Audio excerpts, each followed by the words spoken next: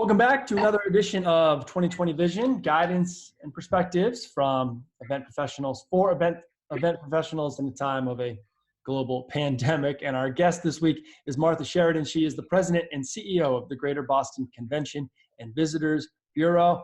Martha, hello, welcome. How are you doing? I'm doing okay. We're hanging in there, and thank you for having me today. I love the opportunity to chat with some of my friends and colleagues in the event world. But yeah, we're hanging in there. Like everybody else, we are hunkered down and waiting to hear next steps in the reopening of the economy, and going to follow protocols as they're established. Fill in the blank for me here, Martha. Tourism is the what most important industry in Boston, and without it, blank. Well, of course, I would like to say it's the most important, right? But in terms of impact and employment numbers, it's in the top 5 for sure in the Commonwealth and in Boston. But we really feel like tourism underpins a lot of the other industries that are also high on that list. So, the assets that our visitors enjoy are also the amenities that people in, the high-tech industry, people with the college and university sector take advantage of. So we feel like, we sort of weave our way through pretty much every sector in the economy. And, that's why it's vital that we, get this industry back up and running again as soon as possible.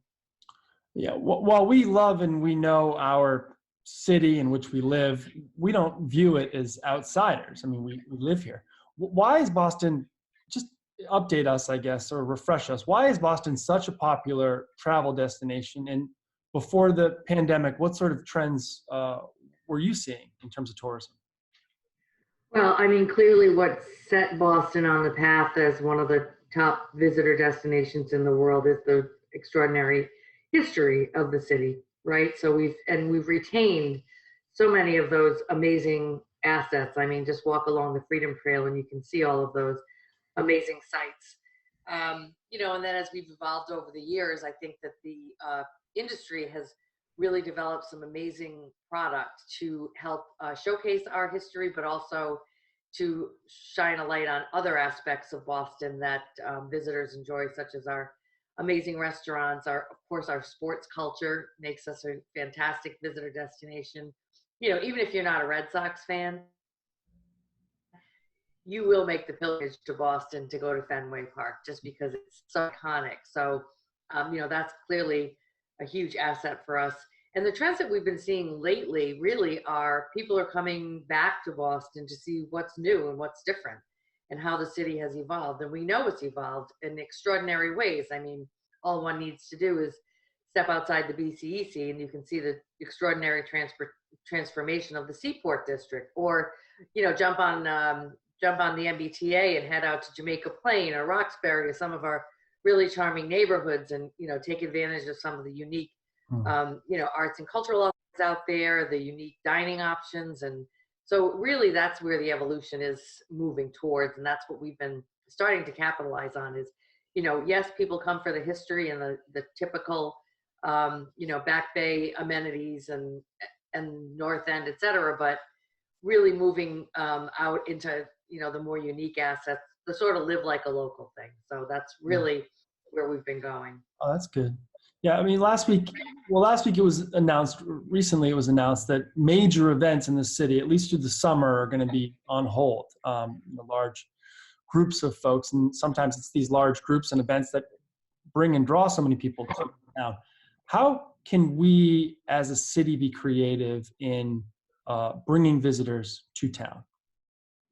Yeah, so that's a great question. And, obviously, so much of it depends on what the governor will announce when he talks to us on Monday. But what we're thinking about is showcasing, of course, our outdoor assets. So things like the Boston Harbor Islands and the Greenway and, obviously the Common within reason and the Emerald Necklace. So we've got some really incredible kayaking on the Charles. We've got some really incredible outdoor assets. And our hope is that we can work with local and state government to also sort of create outdoor environments for some of our traditional offerings. And, Mm. close down a few more streets. Newbury Street successfully did that last summer, and we hope that we can extend that out and add more streets to that list so that people can socially distance but still get back into the city and enjoy some of our offerings safely. So we're sad, as I'm sure you guys are, that some of our iconic events are not going to take place. We will miss them. Harbor Fest and all these great events that make our summers so special and unique here. But we're going to do the best we can to get people, to slowly come back into the city, stay in a hotel. Obviously, they're naturally socially distant assets. You're staying in your room. And obviously take advantage of some of the other things. And then, we will continue. We're not going to forget about our event producers and our museums and our cultural offerings, but we will continue to showcase all of those virtual experiences that they've been curating for us, and show a visitor that, what, come this summer for this, but boy, you better make plans to come back in the winter, spring, next summer for some of these amazing cultural offerings that will be back eventually. If there are fewer out of town visitors, this summer may be a great chance for Bostonians and New Englanders to be tourists here in our own backyard and to explore some of the things that you mentioned. There's so much to see and do here, right? That's the hope. Yeah. So if we've looked at a map. So you look at a map of the Boston and Massachusetts area and New England and then the US, we've kind of drawn these concentric circles around the map, with a timeline around each circle as to, when we're going to expect to market to those individuals. So first and foremost, we'll ask people that live in Massachusetts to travel around their own state and see something that they haven't seen before, just as you mentioned. So let's get people from Western Mass into Boston. Let's get Bostonians up to Gloucester or down to the Cape, and just have people, like you said, be a tourist in their own town. We got to get these businesses back up and running and healthy again. And I think that's a great way to do it, with the right protocols in place. And I think, too, it's incumbent on us in the tourism industry and those of us that will be developing our marketing plans that we also showcase how we're going to ensure safety and security when people come back out again and travel. So we've been working very closely with a lot of our colleagues in the space and talking about how we're going to demonstrate that, it will be safe to come back to Boston. We will have everything in place that you'll need to feel safe. So that's obviously first and foremost. But, the goal is that once the airlines start to get up and running again, that we can work on a second concentric circle, and start to welcome people from New England and then DC and New York and go out a little further. So, Yeah. That's the plan. Not sure what the timeline will be because we have to see how this virus plays out and what sort of vaccines and other treatments are put into place. But, we're working hand in hand with state government, city government to do what's right when the time is right. The GBCVB is a membership-based organization, and you've got members near and far, small and large. What is the organization doing now and in the months ahead to help its members and partners through this period? Yeah, that's been such a fulfilling mission that we've been on lately. So first and foremost, we feel like we provide valuable information to our partners. We have access as a major CVB in the country to a lot of information from other national associations. So we try and aggregate all that information. We include information that is provided to us from the state, from the city, and we share that with our members twice a week. And every time one of those goes out, I get really great emails back from people, that are appreciative of having the information, but also, querying us about certain aspects of it. So it's good that we can be a resource to them. The second thing we've done is develop programs that are supporting the businesses that are able to function right now. So Dine in Boston, featuring all of our takeout restaurants, Virtual Boston, which I referred to earlier, which is all of the experiences that we have virtually that people can enjoy while they're in the comfort of their own home right now. We did the Love from Boston campaign, which is, where our hotels and major buildings lit up the sky with their thoughts and hearts and hope, and that was an amazing thing. So and also our team has just been reaching out and having one-on-one conversations with our partners to let them know we're there for them, source for them, and how can we assist you in any way. And then we've also served as an advocate. So I presented to the Reopening Commission along with my chairman, Dan Donahue. I presented to the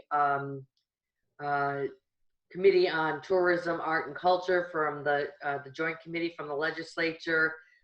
We had a great meeting with leadership from City Hall yesterday. So we are just trying to advocate on behalf of the industry and sort of be the voice of the industry where it's appropriate, alongside our partners at MLA and MRA. And does it seem like there's progress?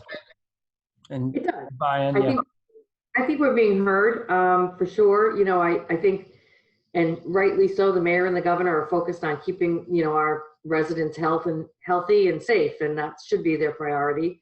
But I think as we've got some protocols in place, they are willing to listen to us and hear us regarding how we start to slowly emerge and get the tourism economy back up and running. Yeah. And what sort of pep talk would you give for any consumers or folks to help the tourism and hospitality industry in this time? Should they direct their eyeballs somewhere online, or their efforts or dollars to a particular endeavor that you can think of? Well, we obviously have great resources on bostonusa.com. We have a COVID-specific page where we feature all of these promotions and programs that we talked about. So, I would say to the extent that you can, and I know financially people are hurting right now as well, but, support your local businesses, when your local shop opens up, hopefully, we know online shopping is so easy right now, but hopefully you can emerge and try and support that local vendor as well. And, I know we've all been enjoying our takeout, but, hopefully we can soon at least enjoy outdoor dining. So take advantage of that to the extent that you can. And, we all need to do our part to slowly support our small business community. And, I hope that in the weeks and months ahead, we start to see some glimmers of hope in that area. That's great. Well, we can hope, and we are hoping. And Martha, thank you for your leadership, and thank you for sharing some of the guidance and perspectives that you have with us today. And we appreciate it very much. Thank you. My pleasure.